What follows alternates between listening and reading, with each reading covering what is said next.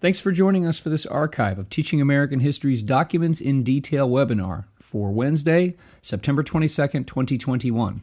We were joined tonight by Dr. David Krugler of the University of Wisconsin-Platteville, Dr. Will Atto of the University of Dallas, and Dr. David Tucker of the Ashbrook Center as they discussed Albert Beveridge's 1898 speech, The March of the Flag, which is a document found in our Westward Expansion Core Documents collection.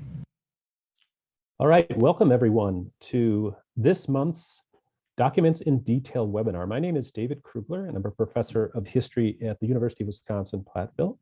It's my pleasure to introduce tonight's commentators, two distinguished scholars who are going to focus on our document, a campaign speech from Senate candidate Albert Beveridge of Indiana from the year 1898. The Documents and Details webinars, as many of you know, provide a program in which we focus on a single important text in U.S. history. This year, in 2021-22, our 10 installments, running from August into the spring of next year, focus on one document from one of our recently published collections, which are available at the teachingamericanhistory.org website. If you just do a / from org to documents, you can find the full set. The PDFs are free, downloadable, and can be used in a variety of ways. You can even create your own collections. So with that said, I also want to let you know before I do the introductions that we will take questions in the Q&A feature, but the chat is closed. So we'll be monitoring the Q&A, so please submit questions as they occur to you as we work through the document. Our first scholar is Dr. William Atto, who's an associate professor at the University of Dallas. He earned his PhD in American history from the University of Arkansas at Fayetteville. He's a historian of the modern United States, particularly the late 19th and early 20th centuries. He's published articles on the New Deal and the Vietnam War, and he's also the co-editor of a reader on the progressive movement. His partner tonight in analyzing Beveridge's campaign speech, The March of the Flag, is David Tucker, who is a senior fellow at the Ashbrook Center and is also the general editor of our core documents collections, also the co-editor of the Westward Expansion collection from which this document comes. So it'll be fun to talk to you, David, about how you and your co-editor came to select this piece.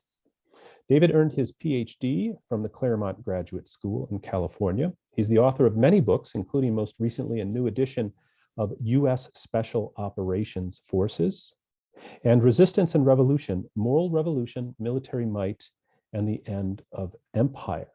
David's not just a scholar of national security in the modern era, he's also authored a study of Thomas Jefferson's Notes on the State of Virginia. So welcome, Will and David. It's good to see you both virtually. Thank you. I'd like to first ask if you could tell us a little bit about Albert Beveridge. He's got a really interesting background, including late in life, that of a historian. So that makes him near and dear to us. What should we know about him before we get into the document itself? Yeah, well, I'll jump in here. Beveridge was probably the single individual I can think of who tried to out TR. He tried to, if anybody tried to be more of TR than TR was, I think Albert Beveridge did, particularly in his foreign policy. Beveridge was a twice elected Republican from Indiana, strident nationalist, and very much outspoken in his support for American empire. So it was interesting. I recall, I don't remember who wrote it, but somebody had in a little bibliographic blurb said, Beveridge will come down to history, will best be known to history, not for what he did politically, but for the fact that he was this scholar, as you mentioned, that he wrote a number of historical works. And I don't think that's really panned out. Actually, I think he's much better known, at least as far as I'm concerned, much better known in his capacity as senator, as progressive, as proponent of America taking up its really divinely ordained place, in terms of global expansion. And less so for the history that he wrote, which actually he won the Pulitzer for his work on John Marshall, a multi-volume work on John Marshall later in life. And he was, I think, clearly as sort of methodologically, he was a very careful historian, apparently a very able researcher. He also started, didn't finish, but started a work on Abraham Lincoln in a couple volumes that, again, I think was really pretty well done. I mean, as the interpretations and such, I think would be up to questioning, and probably that's not too surprising given the fact that, among other things, they were written a century ago. But yeah, so he's a very influential figure, as I say, in his own right. And if you're going to look for a proponent of expansion on the floor of the Senate, you would find none better, really, none more convincing. It was said that he really could make, TR's so-called stand patters go crazy with the, really actually with not just his fervor, but his eloquence. He was a very good speaker. He memorized virtually every speech that you see from him. He would deliver from memory, and very, very able, proponent of that. An interesting fellow in a number of ways. Yes, he earned high marks for his elocution and as an orator, as a young law student, and that certainly shows itself in this speech. It would be quite a sight to behold, the senatorial candidate delivering this speech from memory. It's quite eloquent and definitely gets into the theme you mentioned about a divine mission for the United States, which we'll talk about later. And David, if I could interject just very quickly, just as an insight, I think partly into his personality. There was no waiting for Albert Beveridge when he came to the Senate. He was not going to wait and sort of see what, courtesy of the Senate. He's not going to wait and see how things progress, no pun intended. He delivered a sort of maximum speech within the first year that he was there. So says a little bit, I think, about his energy and his self-confidence. Yes. And along with that, during his first term, he travels to the Philippines on a congressional junket to observe firsthand the conditions there. David, turning to you as the co-editor of the volume in which this document appears, what attracted you to this speech? Why would you and your co-editor, Patrick Garrity, believe it is an essential document to show Western expansion? And in asking that, could I also ask you to talk a little bit about the context here, how this fits into a collection for the theme of Western expansion? Let me say first that it's unfortunate that Pat couldn't be here to talk about this, because Pat was really an expert on this period in American history, as he was on various periods in American history. But unfortunately, Pat passed away several months ago. But our purpose in choosing Beveridge, this speech, was to show both the continuity and the differences with earlier proponents of westward expansion in American history. And what's interesting about the speech, one thing, that many things that are interesting about it, one is that he mentions these characters from American history, Jefferson, for example. And he says, I'm carrying on, let's carry on their work. I'm carrying on that work. Let's carry on their work. And there were, and to some degree, he was, I think, speaking the truth there. But in other ways, I think he was actually taking over a tradition of westward expansion and changing it in certain ways, important ways.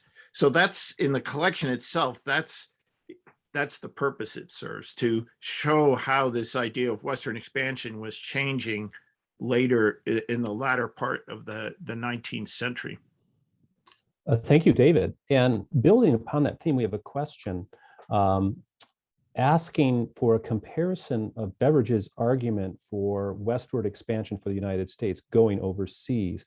How does that compare to the arguments that Great Britain put forward justifying its colonial enterprises in Africa and Southeast Asia and elsewhere? This is something that Beveridge, or I should say, this is the nation that Beveridge references constantly. I mean, he's constantly making references to Great Britain.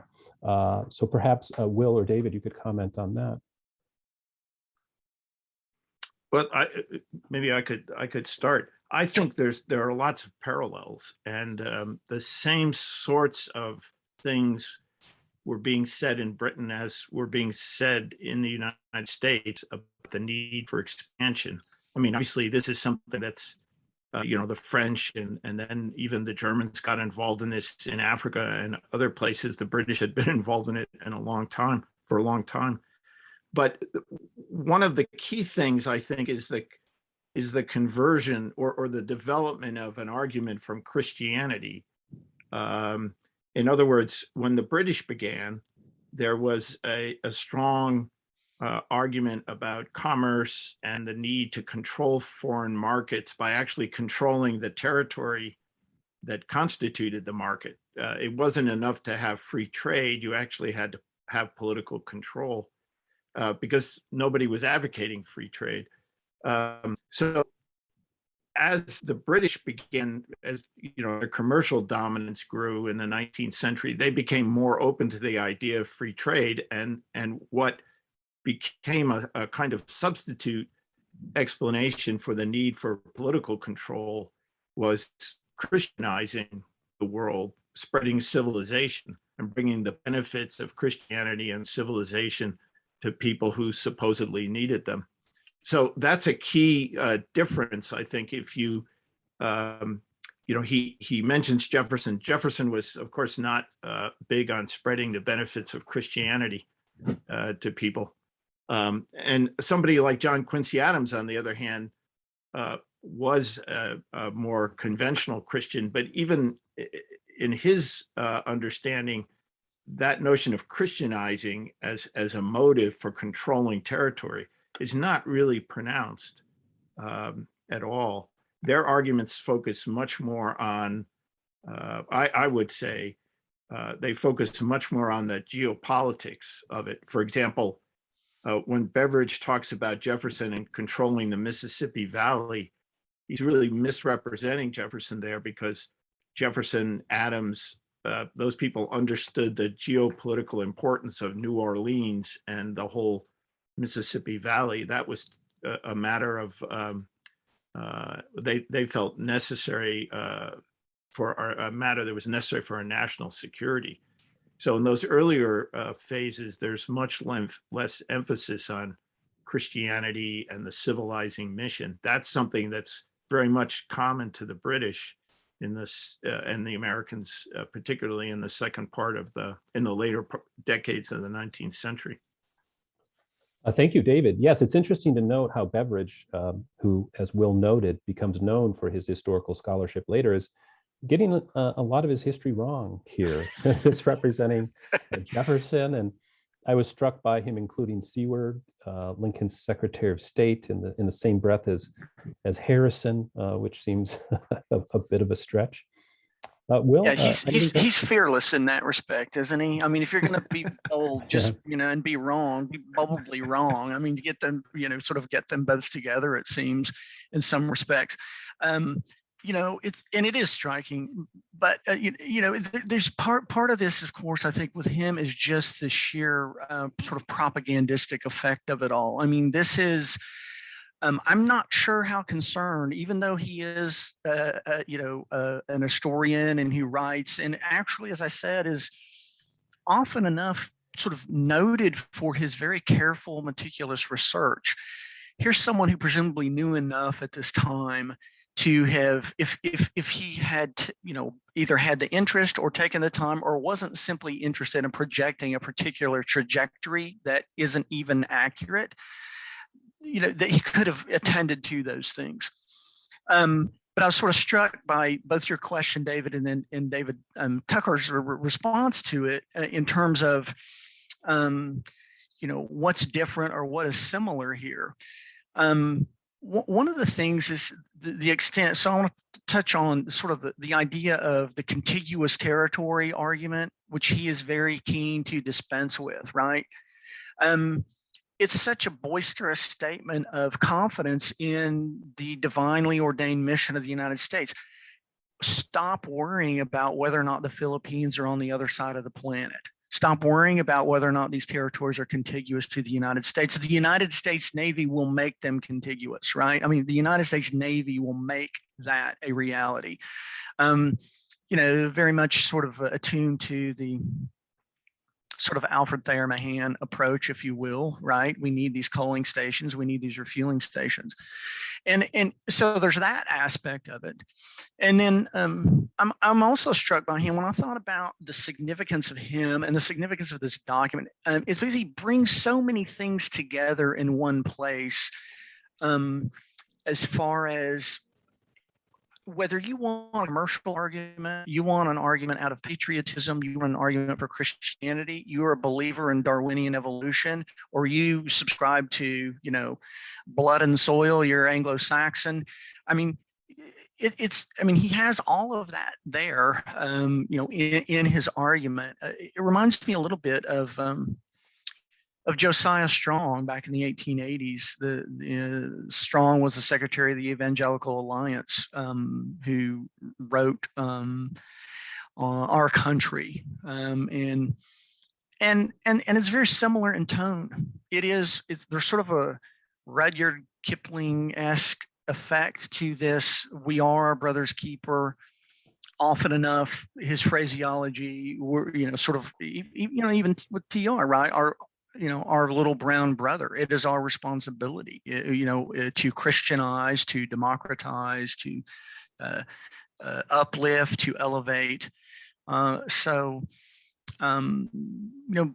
Both of those things, or maybe I should say all of those things, are so prevalent in Beveridge here, because all of them together in this really fulsome,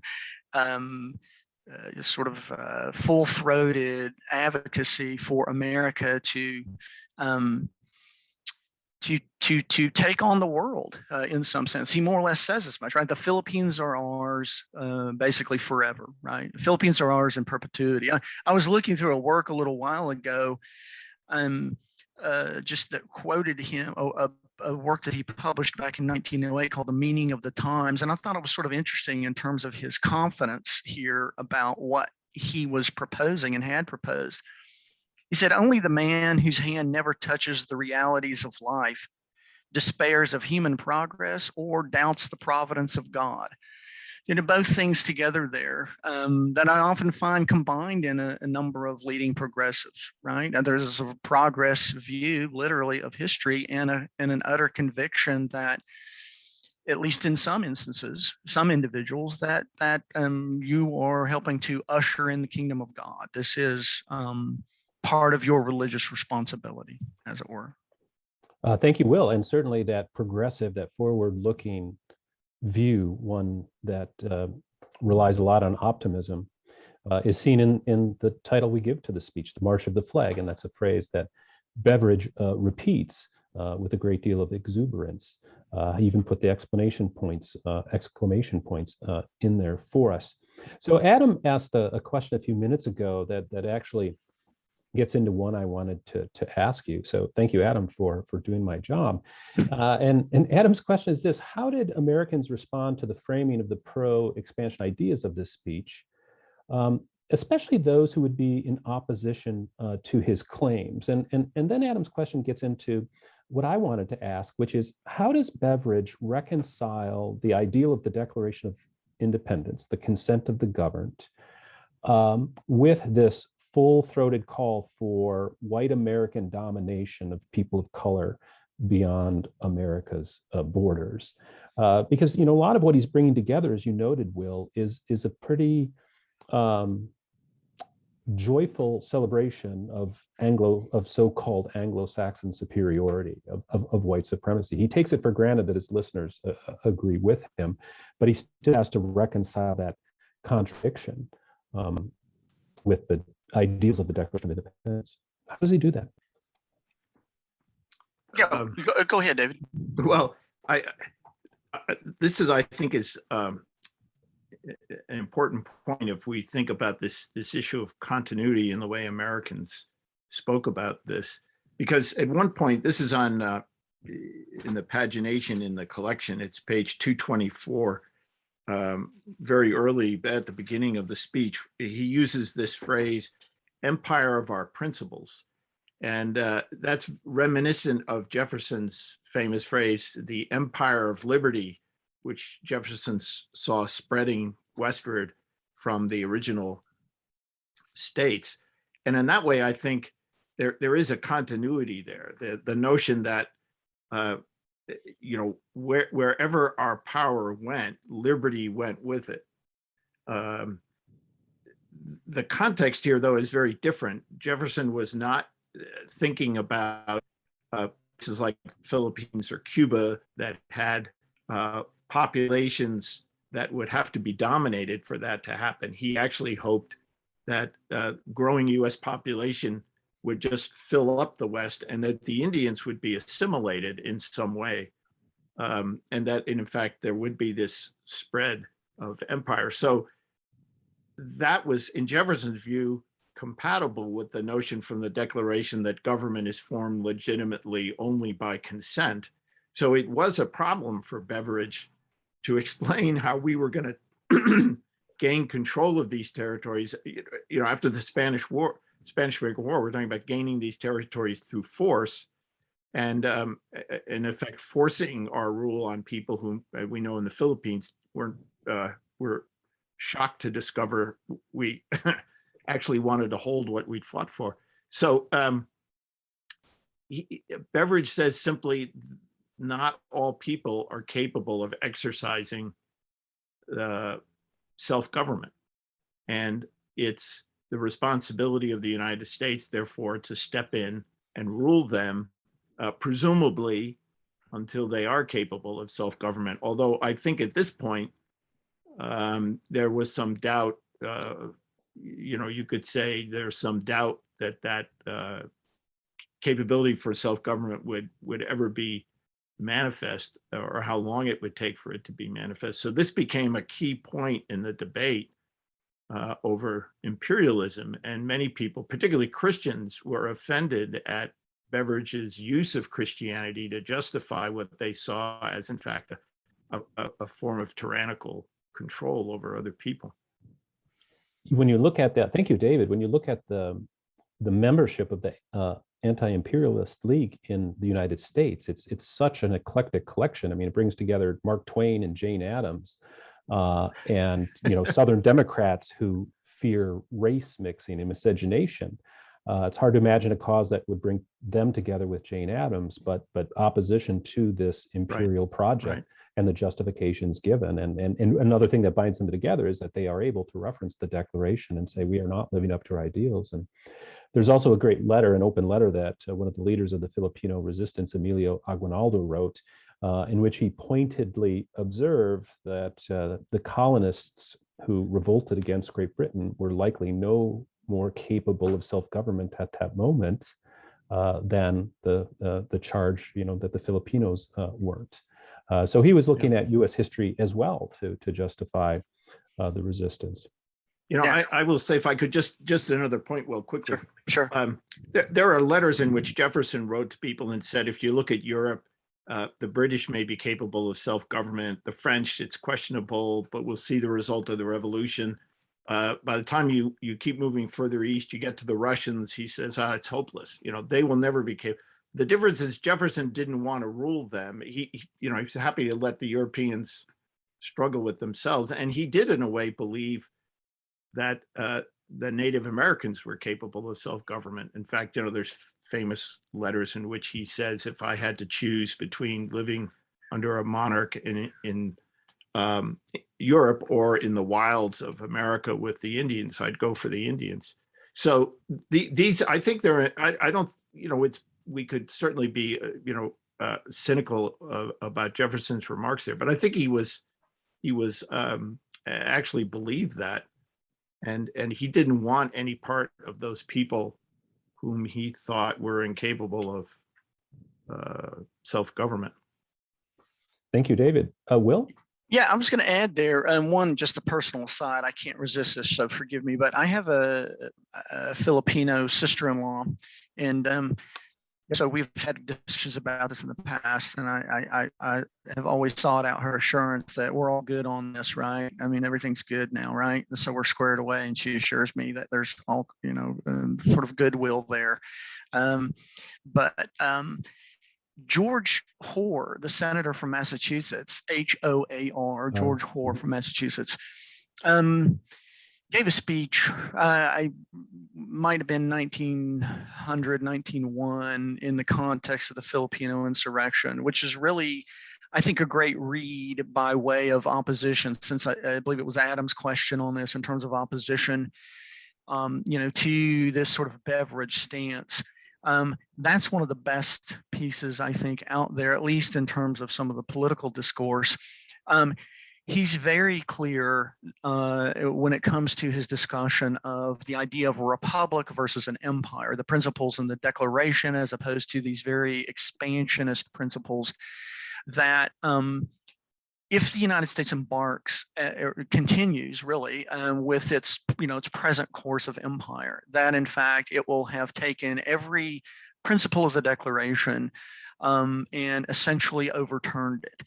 That no one who believed in the principles of the Declaration of Independence or in the founding of the American Republic could, in good conscience, subscribe to what the United States was doing in the Philippines, right? And it's very interesting in terms of a sort of a modern lens to sort of read there. He's on one hand, he exudes a kind of patriotism. Not a sort of Beveridge, obviously, march of the flag. I understand our troops are there on behalf of what they were told to do, but the question is, do they belong there in the first place? Why are we there in the first place? And his answer to that, it's really a very good read, is this is a denial of the things that we really hold dear as Americans. And whether, essentially from a Jefferson to a Lincoln, none of those who we look to for guidance could have or would have supported what we're doing now. It was, I think, maybe part of what David was suggesting, where Jefferson is concerned. Again, I will go to this sort of contiguous argument. We're not. It's not about the export of democracy. We're not traveling abroad, sort of looking for dragons to slay out there, or more, I think, to the point with Beveridge, seeking our own personal gain, commerce, all the resources to exploit, so on and so forth, which only puts an even more kind of crass commercial gloss on the whole event. If I could, yeah, sorry, please, go ahead, David. No, yeah, I was just going to add, I want to put a plug for another one of our document volumes. The second volume of the Documents and Debates volume has a chapter on the Philippines, and it has another speech from Beveridge, one he gave in the Senate, but it also has a speech by a minister, Henry Van Dyke, called "The American Birthright and the Philippine Pottage," and it makes the points that Will was just making. It's a good expression of the Christian anti-imperialist viewpoint. And I also think one thing that strikes me in reading this is how, this is a case where the defeated seem to have had a kind of, if you will, posthumous victory, because there's a lot here that seems to me that would fit very easily with you could more easily imagine this speech being given if the Confederacy had won the Civil War. In a way, the racial tone to it, the views about white, or European dominance and so forth. So it's it strikes me, as Will was saying again, how opposed this would be, for example, to Lincoln's way of talking about America, and how more easily it would have fit into a Confederate-dominated America. Which is ironic given Beveridge's early celebration of the Union in the Civil War. He calls Union soldiers martyrs to rid the country of this evil. Yeah. We've got some really great questions in the Q&A. So I'd like to raise one and then circle back to a question from Stacy about the Turner thesis and its influence on Beveridge, and also a question from Amanda about the Anglo-Saxon impulse and Beveridge's views of Spain and how it fits into a geopolitical struggle for the United States. But the first question we'll address from David notes the similarity of Beveridge's rhetoric with that of Woodrow Wilson, a fellow progressive, particularly Wilson's address to Congress. This is his famous request for a declaration of war against Germany in April of 1917 in order to make the world safe for democracy. What is the connection between Beveridge's rhetoric, and if I could just give you a quote that shows this Wilsonian thinking. He says, "Shall free institutions broaden their blessed reign as the children of liberty wax in strength until the empire of our principles is established over the hearts of men," end quote. When I read that, I thought, wow, this sounds a lot like Wilson, but it's 20 years before Wilson. Is Wilson taking his cue from Beveridge, or is there just so much of this impulse of a special mission for the United States in the air?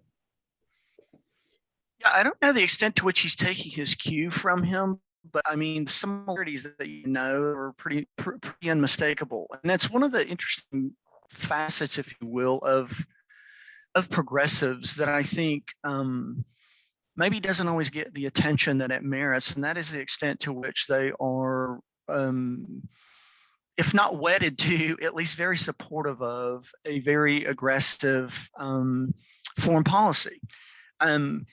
I talk to students sometimes about William Jennings Bryan, his place in the Wilson administration, and they think, and I understand it, that they're sort of committed to non-intervention and so on and so forth. And yet Arthur Link, who edited Wilson's paper, said, and he was, I think, a very sympathetic biographer of Wilson, not uncritical, but sympathetic in the main, said, Wilson and Bryan racked up the most extensive record of foreign intervention of any administration up to that time. And that is this idea that progressives are somehow, and this is, I think, part of a, sort of a mistaken notion about progressives. And so here's Beveridge, and then I think Wilson, very much in keeping with that, is they are not unwilling interventionists. They actually intervene all the time. Wilson intervenes all the time, sometimes at the behest of, various powers who, ask for an intervention in the Caribbean and in other places. But, Wilson's line, famous or infamous, I suppose, depending upon how one looks at it as regards Mexico, right? We will teach them to elect good men. He, very much determined to alter the outcome of the elections, Mexico by virtue of, keeping weapons shipments from either coming in or falling into the wrong hands, as far as Wilson understands it. So I think they both employ some of the same kind of language. It is striking that Beveridge is so far in advance, I think, in that sense of Wilson. I'm certainly not. I'm not aware of a direct connection there with Wilson, sort of taking his measure from Beveridge, but I think it's accurate to say that there's that clear common tone between both of them, as far as that export of democracy. That this is a civilizational call. It is our responsibility to. I think Beveridge perhaps puts that in more religious terms, maybe more often than does Wilson. I'm not saying Wilson never invokes God's purposes, if you will, in the policies that he advocates. But they're both determined supporters, I think, of a very vigorous use of American foreign policy. Thank you, Will. David, anything to add? I will cover it. All right, great. Let's turn to Amanda's question, which does bring us back to a theme we have been developing, but have, I'm sure, much more to say. Amanda notes this interesting approach of Beveridge's. He is referring to nations such as England and Spain, but he also speaks about them in racial terms, and he's especially critical of the Spanish, which he presents as a slothful race, one that has corrupted the people they ruled. These people, the indigenous people of the Philippines, for example, or Puerto Rico, will be redeemed by Anglo-Saxon rule. And so Amanda's wondering if you could go into greater detail on the intersection between these geopolitics and the way race or ethnicity fits in, and how Beveridge is using it. And I'll add to that, admittedly already a complicated question, how this might be used to further justify not embracing indigenous peoples as citizens, which is another question that was asked. I'll just start by highlighting one aspect of this, which we may forget about now, but that there's an undercurrent of anti-Catholicism here, and the remarks about Spain are part of that. One reason we included in the collection an article called I'll make sure I get the title correct. Mormonism and Jesuitism. And it's really about Utah Mormons and New Mexico Catholics, and in particular about the Jesuits who were taking over the public school system, according to the author. And that's, in these decades, there is this, I think, a kind of undercurrent of anti-Catholicism. And if you think about the kind of immigrants coming to the United States at the time, Italians, for example, bringing their Catholicism with them, that's a concern to people who are looking back to the Puritan. And now suddenly the Puritan character of America, the Anglo-Saxon Puritan character of America, is being emphasized in response to that. So I just mentioned that as one thing, one element of this to keep in mind. Yeah, I think David is spot on in that respect. And I would only add, first of all, just for sort of re-emphasize the whole idea of the so-called new immigration, the fact that, we have Eastern Europeans, Eastern, Southern, different language often enough, different, different culture, different religion, and a fair amount of resistance to that. One thinks of something like the American Protective Association with Henry Bowers trying to, this is going to be the end of the Republic if we don't, staunch this now. These people, and that would include Spain, not so much. I'll say something about the English in a moment, but for Spain, in any case, well, they don't come from a tradition of democracy or democratic representation. The new immigration, as the argument would have gone often enough, they come from monarchies or despotisms and no experience in this kind of government. They don't know self-governance, and there is, as David said, I think, bound up with that. It's not sublimated. I mean, it's there for anyone to see that there's the anti-Catholic aspect of it.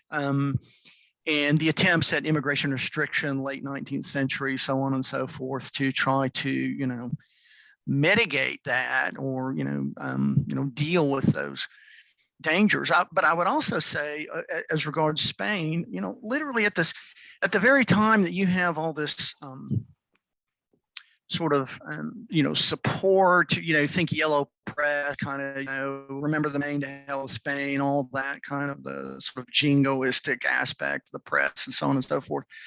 If you'd gone to the American embassy in Spain, you would have seen protests right there of Spaniards protesting the United States because the United States was trying to crush what remained of Spain's empire. So I think, Beveridge, I mean, he didn't need any impetus here, but if that alone would have been enough, I think, to sort of set him off on a kind of anti-Spain speech, if you will. On the other hand, with respect to the English, he's very anti-British. Beveridge is very anti-British. I mean, he actually, but prior to the U.S. entry into the First World War, he expressed sympathies for the Central Powers. He, post, U.S. entry into the war, well, I don't want to say follow the flag there so much, but I will say he supported the country in that respect, right? I'm going to support the country, but he's not an Anglophile in the way that Woodrow Wilson is. I mean, there's one point I think of sort of kind of distinct difference between the two. Thank you, Will. That leads into my next question, which is Beveridge's presentation of the world and interactions between nation states, but also the global economy as one of intense competition.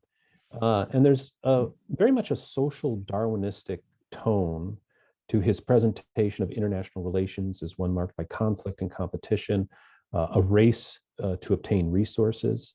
I mean, he gets pretty specific in talking about how Cuba can be an important addition to the American economy. And I wonder if you both could comment on how social Darwinism fed into imperialism and how Beveridge might be channeling it, even if he's not doing so consciously.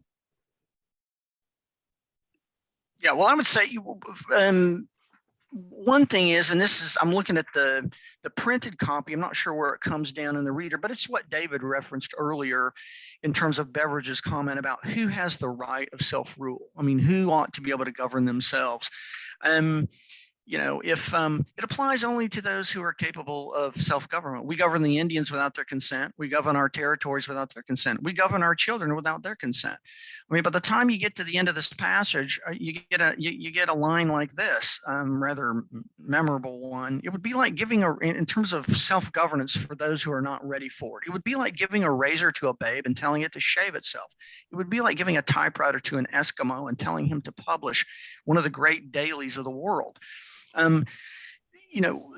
For Beveridge, much like, and that's why I sort of mentioned Josiah Strong earlier, they take it as a sort of, and I don't mean this purely in a religious context, but they take it as an article of faith. There are advanced peoples and there are primitive peoples, and not that never the twain shall meet, but the bottom line is that the haves are destined to rule. I mean, he's very clear about that. Beveridge is very clear that sort of the world is ours. This is ours. This is our responsibility. He's not abashed about it. There's no timidity. I mean, he sort of asks in one sense, I suppose, a little bit, kind of rhetorically here, have we Americans got to the point that we doubt this history that, as you mentioned earlier, he sort of laid out there, this is where we've come from and this is what we've done.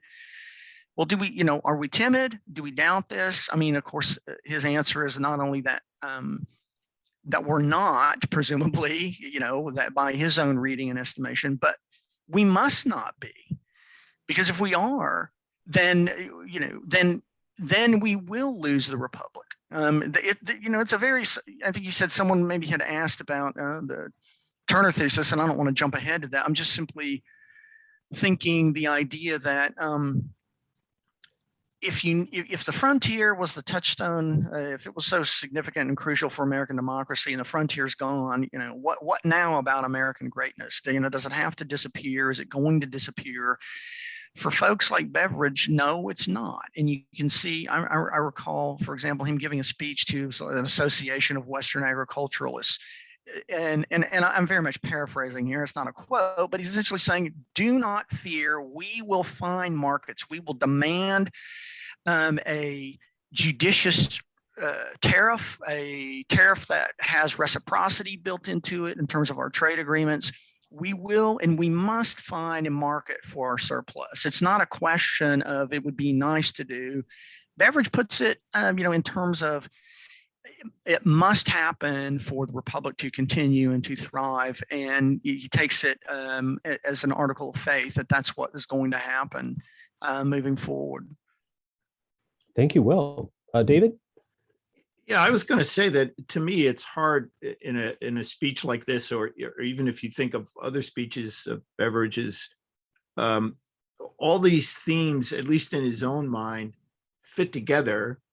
It's hard for me to know exactly which was primary or most important to him. I mean, he expresses this view of American exceptionalism, which to me, it counteracts this view that there's a competition. In other words, as Will was saying, it's a question of, will we live up to our God-given preeminence in the world? If that's the question for him. In other words, so the competition is really, I don't know that I would say it's a competition with other countries. It's more or less a competition between our God-given destiny in the world and our ability to, or courage enough to actually fulfill that destiny. Similarly, when he talks about the fact we need markets for our products, I think he believed that. I mean, I don't mean to say he didn't believe it, but it's hard to judge how important that was. My sense is that was actually a less important argument with him, and that the arguments from Christianity and his notion of American exceptionalism, those things were actually more important to him. So let me build on that, David. Do you think then, as a candidate for office and then as a holder of office, because in subsequent speeches like the one you mentioned, or Will mentioned that he gives on the Senate floor in 1900, he really does go on and on about opening up these markets. Was he putting that forward, even though it was a secondary motive for him, because that was important to a lot of other promoters of American imperialism? Yeah, I guess I would say I'd be interested to hear Will's view of that. I think that was important to him, but I think there were other ways, and there were people making other arguments about how those issues could be addressed. The reason I guess I would say the reason those arguments didn't appeal to Beveridge was because of the kind of preeminence in his mind of this notion of American exceptionalism and our destiny. That God has given us this mission and we need to carry it out, because other people, therefore, when you read Van Dyke, who gives that kind of Christian, another Christian response to that, Van Dyke is putting much less emphasis on the commercial arguments or arguing that there's, you might say, an invisible hand. If we all focus on what we're really good at, this will all work out sort of view, which is, doesn't require the United States to impose itself on foreign countries and foreign people in pursuit of commercial growth. Thank you, David. Will?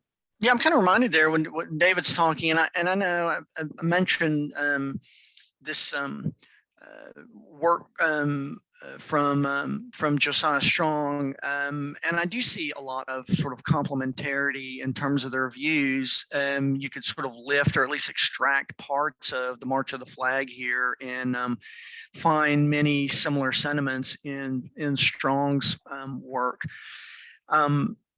And I'm mentioning that in part because I think they both will say, and this is where I think David's idea about the religious aspect being certainly at the fore with Beveridge, very important. I'm not entirely comfortable with trying to rank what I think is most pressing in his argument.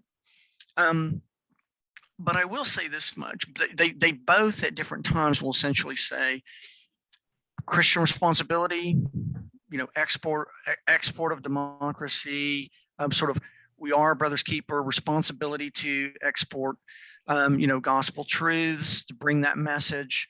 But when that happens, the reality is that that those who are sort of capable of receiving civilization, those who are capable of adapting, do, and those who don't or can't, they don't. I mean, Strong's comment on it is, can anybody doubt that when there's this meeting at the end of the day, that the end result is survival of the fittest? He doesn't put it in such sort of crass terms as, because I don't believe that he thinks that, and I don't think Beveridge thinks that either. But he go out there and lay waste to all of them, or decimate them. Obviously, he's supportive of what happens in the Philippines, clearly. But that is sort of, if I could put it that way, it may sound a bit rough, I suppose, in a certain sense, but if it's a byproduct of that process, then so be it. That's in the nature of things. But what presumably what you don't do is deny the religious calling, the divine calling. You have a responsibility, and responsibility to carry that out. And I think he's sincere in that belief, as he sees it, as he understands it.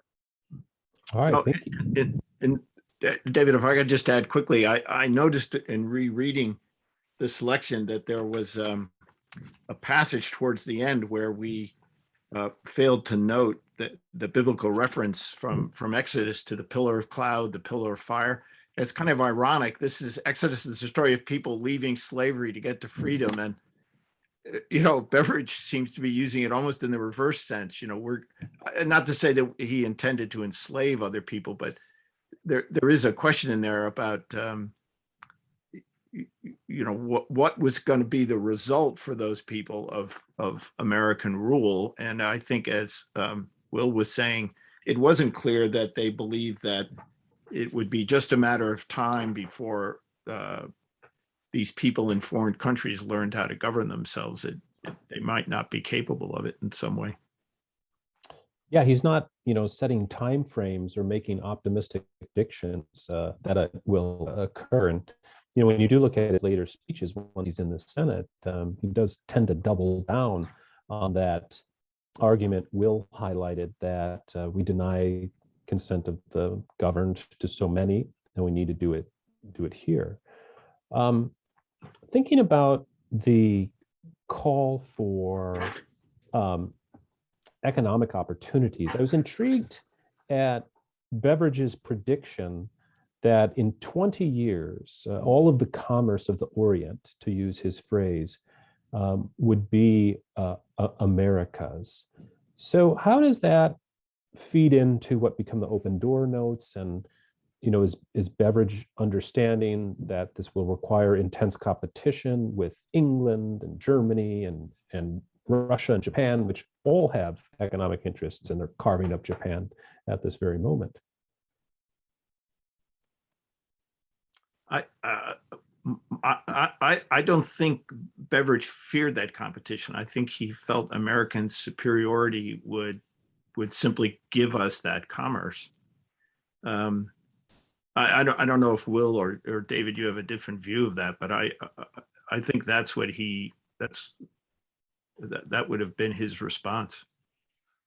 Yeah, he certainly spends, a fair amount of his time, and I'm not just talking about in the March of the Flag here, but just really in his career, his career, and prior to the turn of the century. Actually, I think probably before he was even, became the compromise candidate for, Senate.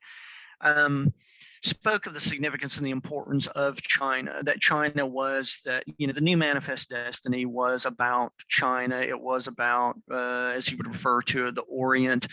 And it was, he took it again, sort of as it was almost axiomatic. The United States was going to move into China are already in the process of it. We had an orientation, think California, even go back to the hide and tallow trade moving out into the Pacific in the 1830s and 40s, sort of Richard Henry Dana, 2 years before the mass kind of stuff. We've been moving this way a long time already. That's the direction. That's sort of trajectory. Nobody says go east, young man. It's always go west, right? We're going west, even if going west means we go into the east. It is our destiny. I mean, he speaks in terms of destiny, providential destiny. And so takes it again, as I say, I think kind of really is an article of faith that the United States is, I think, if you're talking about, the scramble for empire and so on and so forth, the age of colonialism, the United States is uniquely advantaged to take its place in Asia, in the Orient, in China, particularly once he mentions the Ladrones, he mentions Guam, he's talking about, and then now the Philippines, this would be, part of me want to say almost sort of America's economic stomping ground. And that's probably not the best imagery to use, but we are going to take our place there. It's we've seen it for a long time to come. Open door, it just kind of whatever the open door may be worth in terms of whether or not it's going to be how shall I say, whether or not anybody's going to do anything about the open door or not. It's clear that of all those signatory nations, all those who are supportive of it, articulate it, have anything to do with it, the United States is sort of a premier power here. I think Theodore Roosevelt recognized much the same, but I think with Beveridge, as I say, I think it's just almost taken as kind of axiomatic. Nobody in their right mind would question that we are headed there. I would add, yeah, go ahead, David. Just quickly, I would add that there's a certain way in which it is true that the United States only exists because of the European urge to go to China by going west. And in some extent, Beveridge is a continuation of this. And that's actually a theme in the overall collection. And I think there is a way in which in the longest scope, this is the continuation of a 300-year process that, as we know now today, is not finished. China remains kind of the great commercial prize for non-Chinese at the moment. Yeah. And one of the ironies of the open door pursuit of the United States is that trade relationship with China exists, but it's not American exports going to China in the preponderant. It's the other way around. I mean, this was something that, even in the late 20th century, the presidents such as Nixon are pursuing. I think we have time for one more quick question, and I'd like to pose it. Beveridge talks a lot about how this is going to happen. This is destiny. We are God's chosen people, he says in the last paragraph.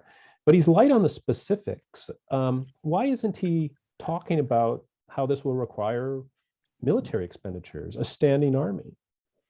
I mean, it is a campaign speech, so maybe that's not a good idea. Yeah, we nobody wants to admit the costs of their grand schemes. Yeah, I would say, David, I think he does. He does, for example, address or mention the idea, and I think I may have referenced it earlier, that as I realize it's sort of short on specifics on one hand.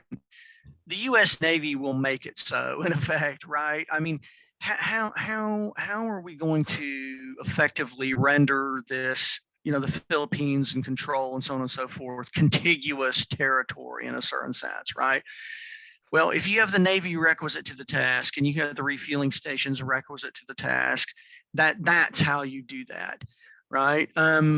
In terms of, and you may be looking to sort of press beyond simply the Philippines or, the acquisition, annexation issue or question there. But I think, for him, once that is solidified, those sea lanes are opened, that, and you know, you look at some of the early diplomacy, even you can kind of see it as far as U.S. concerns about maintaining their position, right? I mean, even TR said that in the aftermath, the Philippines I can't quote him verbatim, but essentially were the Achilles heel to the United States, right? Once you're there and you have a presence there, you have to protect it, you have to guard it. And so you get these agreements, however informal, like the Taft-Katsura agreement, the Root Takahira agreement, where, you know, Japan has concern about the Korean Peninsula. We have a concern about the Philippines, right? So clearly, Blue Water Navy, strong Navy, is going to be, you know, sort of requisite to that and in perpetuity. All right. Thank you, Will. We'll go out on that. Thank you, David and Will, for such stimulating analysis of the document and for placing it in context for us. A quick announcement before we all log off. We want to let you know that the next Document in Details webinar will take place on Wednesday, October 20th. It is the causes of the Civil War. I'm glad I'm not moderating that one, because there's going to be a lot of questions to get through in an hour. That is open for registration. And you can also download the collection for it. I encourage you to download this collection as well. Next week, when we send you your downloadable certificate of participation, it will contain links to this collection. So look for that email. Thanks all for your participation. Thanks, David. Thanks, Thank David. you. Great job. Both Davids, great job. Thanks again for listening. You can learn more about our programs and resources for teachers at teachingamericanhistory.org or TAH.org.